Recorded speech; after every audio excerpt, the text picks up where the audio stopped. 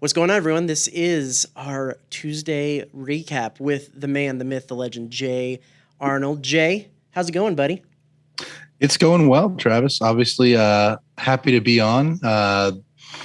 We have a lot to talk about, I think. We do, but I think the most important thing, the biggest news to come out of that game was how did the costume go over? So the costume was supposed to be St. Arnold, but it was taken as the Pope the whole time, understandably so. So I got asked for a lot of blessings. Well, a saint can give a blessing too. I think so. Yeah. But it was a fun time. I mean, obviously, with it being Halloween weekend, there was a few costumes in the stadium, but it seemed that the costume was a hit. People enjoyed it. You should have had like a little bowl of beer that you could like sprinkle on. So I had a necklace koozie that had a beer in it, and I was kind of dumping that to sprinkle people. Okay. Yeah, maybe we'll get a picture up here for the viewers to see. Was there people who actually, because I like right away it was like the same color. I got the St. Arnold right away. Did it? Yeah, and the staff really helped because I was drinking St. Arnold beer to build the staff, and so people some people understood it and got the reference immediately when they saw the beer. Other people were a little bit more questioning. They were more towards the Pope side, but either way, people enjoyed it. So you make the best with what you get. Well, some things that people might not have enjoyed as much is the performance of A&M in certain ways against the good old Ole Miss Rebels this past weekend. Let's get your just initial takeaways, and we can break off from there. Yeah, so all season this has been a team that has been kept in games by defense. I think it was a little bit of the opposite this weekend against Ole Miss. The offense, I think, took a step forward with Connor Wegman at quarterback, but the defense really struggled, especially against the run. And there was there's a lot of takeaways from that, but you knew going into this that Ole Miss had a very dangerous rushing attack, and unfortunately the Aggies just weren't able to slow it down at all. When I dug into the film yesterday and this morning after watching it in person, obviously you miss some things. I really think that A&M did some good things in the early downs, first and second down, stopping the run. But then it seemed like they just weren't able to box in Ole Miss on later downs on the run. And, I think in the middle of the defensive line, McKinley Jackson, Isaiah Rakes, Darius Jones, Walter Nolan, all the defensive tackles seemed to do well, but there were some issues with containment at the edge. Ole Miss was able to get to the edge and kind of make the linebackers or the defensive end or whoever had contained miss. And then it was kind of on from there. And that's something that's a little bit worrisome going forward. So when we asked Jimbo Fisher and when we asked some of the defenders about the rushing defense, they were pretty heavily indicated that they thought it was just not misfitting the run, which of course means getting into all the lanes so that the running back doesn't have an open hole to run into. My first question is, did it look like that to you from when you were going back onto the film? And how do you fix that? Because that's been seemingly the issue the last 3 or 4 weeks for the Aggies, and it is kind of a mental mistake. It is. It seems on the surface to someone who hasn't played defensive line or defensive front that it's like, okay, we'll just get in the right spot. What's the disconnect here? Yeah. So the first thing you said is. That is about what I saw on film. A&M wasn't getting blown off the ball, and you could see that when you got in the red zone. I mean, really, A&M was holding strong as far as setting the line of scrimmage and not getting blown off the ball. But the fits were where the issues were, whether that was the linebacker not being able to diagnose and fit off of the defensive lineman, or, occasionally it was defensive lineman getting too far upfield and creating a crease for the running backs to cut off of. As far as fixing that, I mean, at this stage in the season when it's been kind of an issue for most of the year, you're really looking towards next season, unfortunately. But what you have to do is just make sure that everything is played as a unit. I think that's one thing that people don't always understand about defensive line play. Sometimes it's not good to get upfield. Sometimes it's more important to have a unified front so that the linebackers can get a clearer picture of what they're fitting off of. If a guy gets too far upfield, it can give the running back an opportunity for a hole that wouldn't be there if he kind of, maintained the same level of depth as the rest of the defensive line. So that's one thing that I saw a few times on film where the running backs, Judkins and Evans and even Dart at quarterback were able to cut just because they weren't at the same depth and there were creases created by that. So DJ Durkin starts out with a 3-man front. That didn't really go so well. Worked back to the 4-man front, but also bumped an extra defensive back. So they were, in essence, for the most part of the game, running a 4-1-6. When you talk about those fits and trying to stop the run, making sure that everyone has their right assignment, it's pretty much the first time this season that I've seen them, for at least for any extended period of time, run with just one linebacker in. How much of a challenge is that, changing the scheme up like that? And do you think that was where some of the issue lied, is not having that extra linebacker on the field? It definitely affects the way your run fits work. And that was something that I noticed. I in my career, I don't ever remember us running a 4-1-6.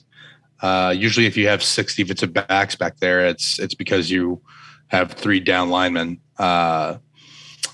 Seeing that, I think, again, it really places a high pressure on that single linebacker as far as creating fits. Yeah, and some of that too. They walked the safeties up to the line of scrimmage and they were in the box. But I still think it's just a big ask, especially something that you really haven't seen too much out of A&M this year.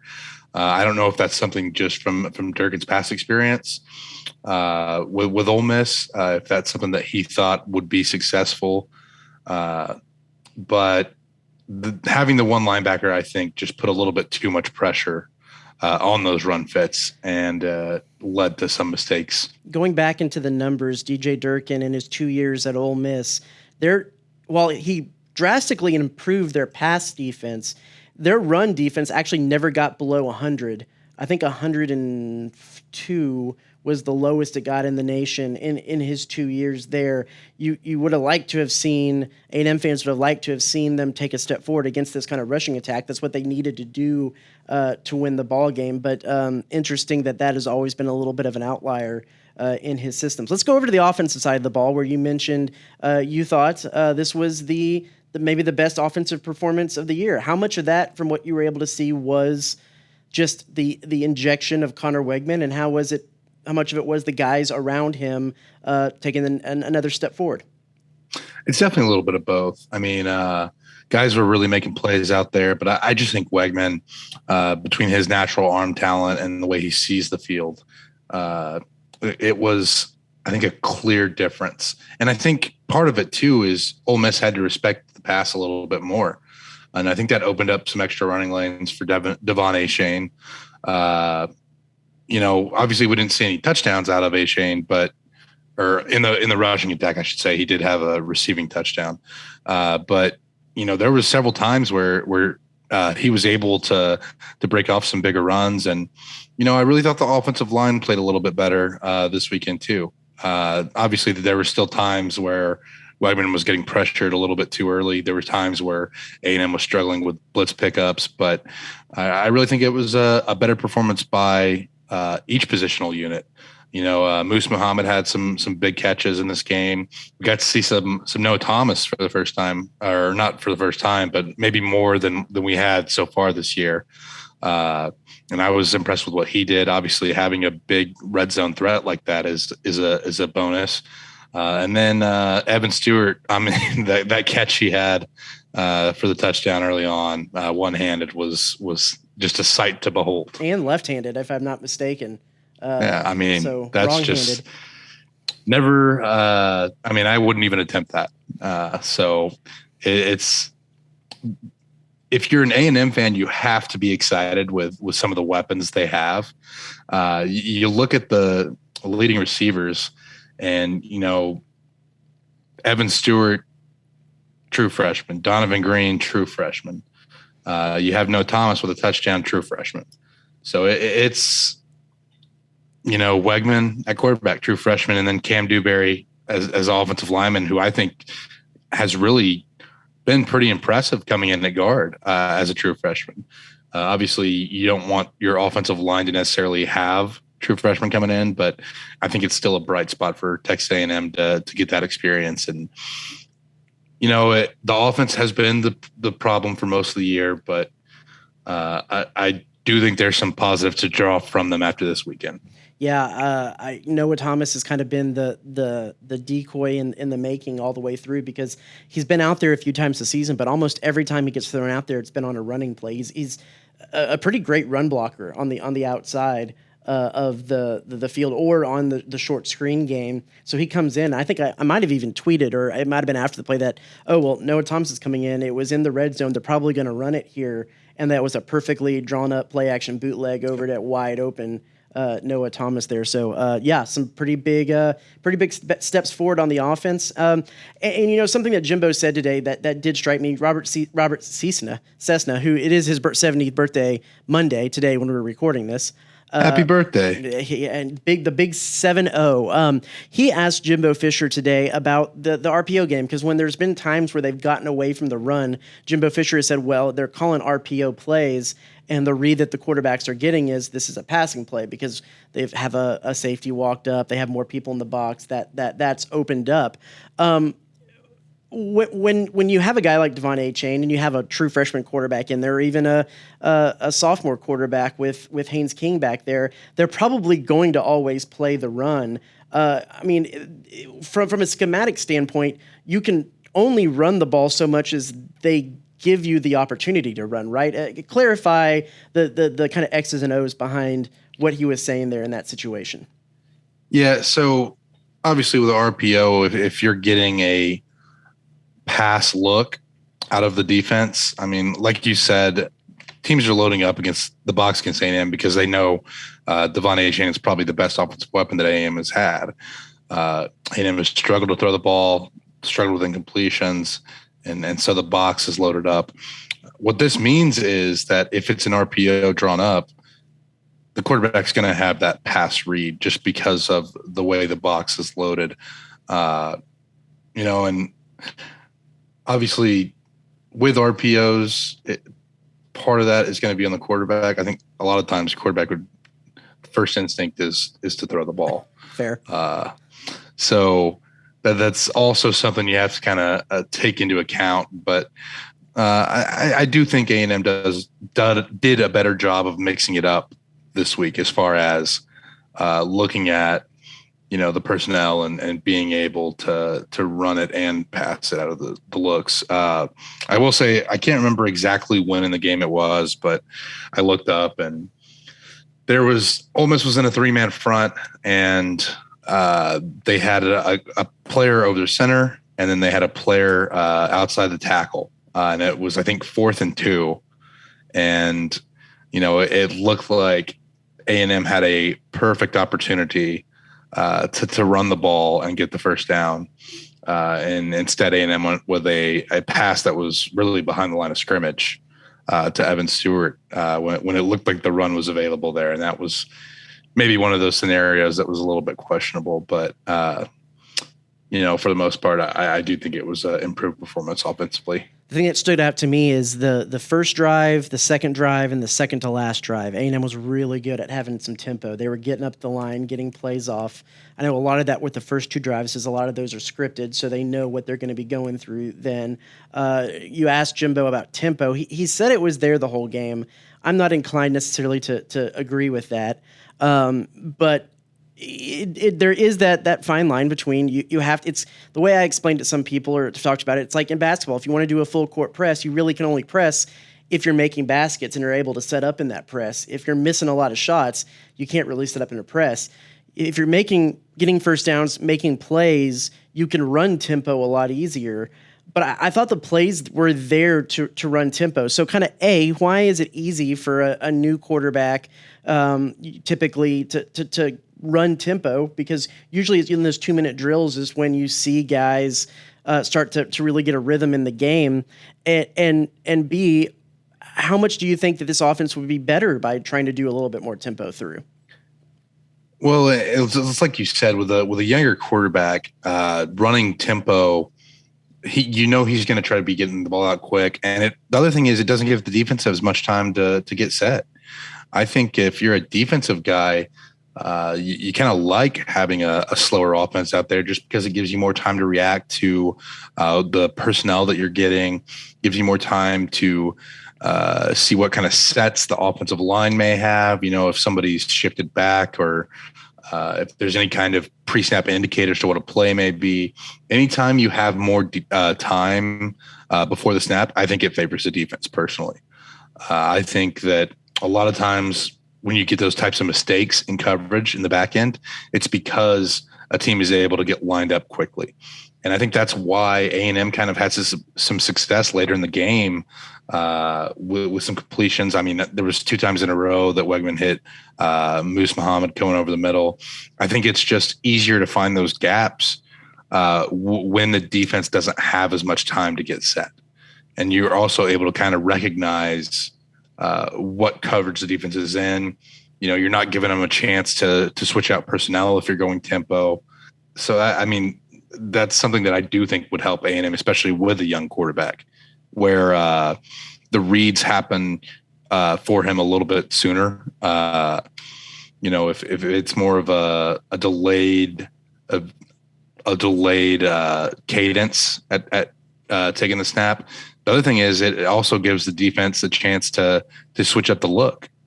If you're going tempo, the defense doesn't really have time to disguise coverage, right? They're not going to be rotating pre-snap. The quarterback's pretty much going to know what the defense is in if you're going tempo.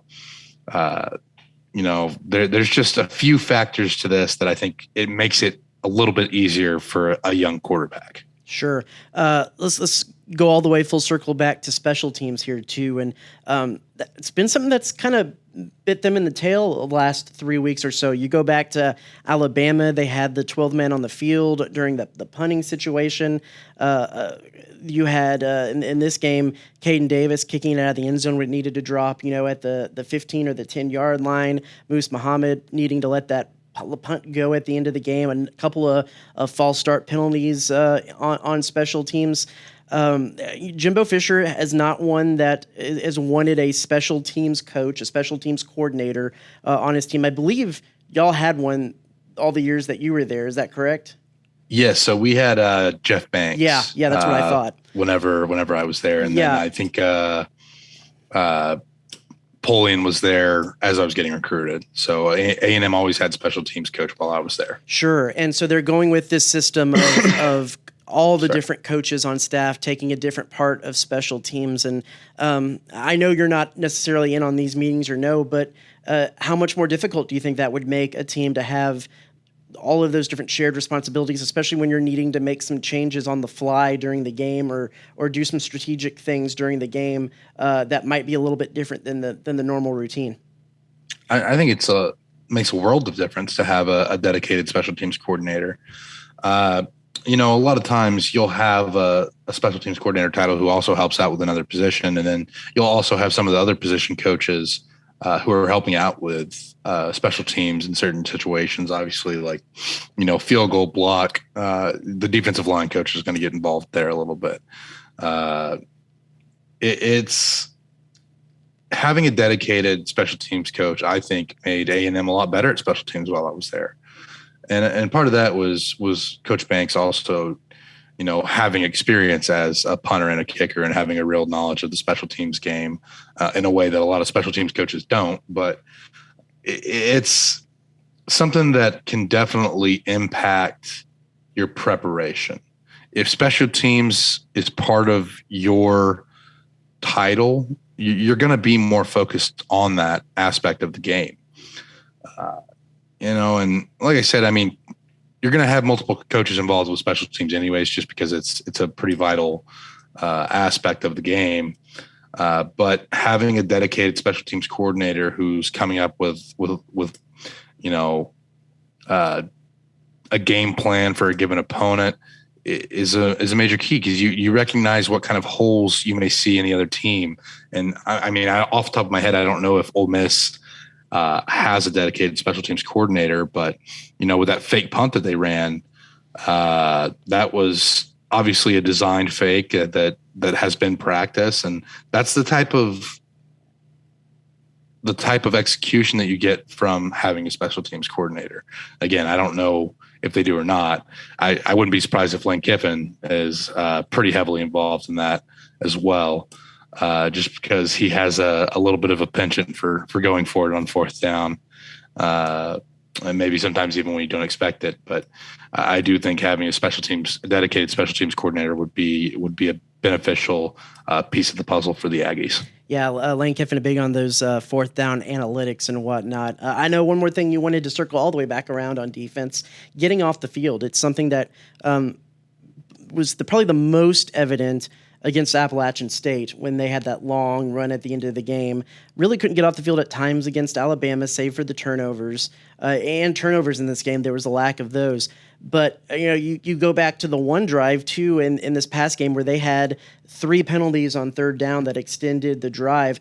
What are you seeing that's keeping them from being able to get off the field, and how important is that moving forward? Also, getting turnovers. Yeah, and so one thing I want to say too is there was a couple times where Jackson Dart scrambled on third down, and A&M fans like to complain about the lack of holding calls. I think I've talked about this on here before, but 9 times out of 10, you're just not going to get those calls.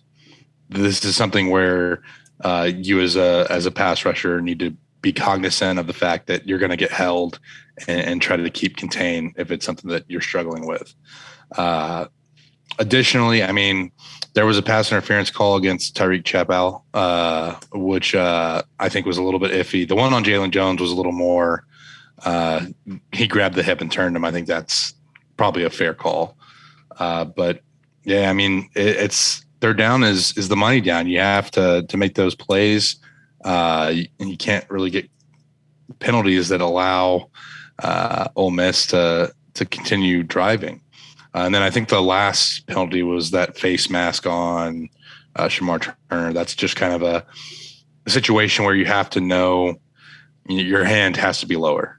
And it's tough just because you're reacting so quickly, and you want to try to get a hold of him by any means necessary. But if your hand rises up like that, there's a real chance that you're going to get a face mask there, and it cost the Aggies quite a bit. I mean, it would have been fourth down, I think, and maybe Ole Miss doesn't kick the field goal there, but obviously if they're able to hold Ole Miss to a field goal instead of a touchdown, could be the difference in the game. A couple other things to throw at you. A lot of talk about good old Lane Kiffin, the Lane train over there, doing a little chirping on the sidelines. Did you ever have an opposing coach or someone on the coaching staff chirp at you on the sidelines? So I don't think I ever had an opposing coach chirp at me on the sidelines. And I know a lot of people are going to get angry about Lane Kiffin doing that. I'm not necessarily saying whether I approve or disapprove of what Lane Kiffin was doing, chirping A&M's players, but I will say that he makes a hell of a college football villain. There you go. And reports and everything going all around about some suspensions. Jimbo Fisher's not necessarily confirmed that way.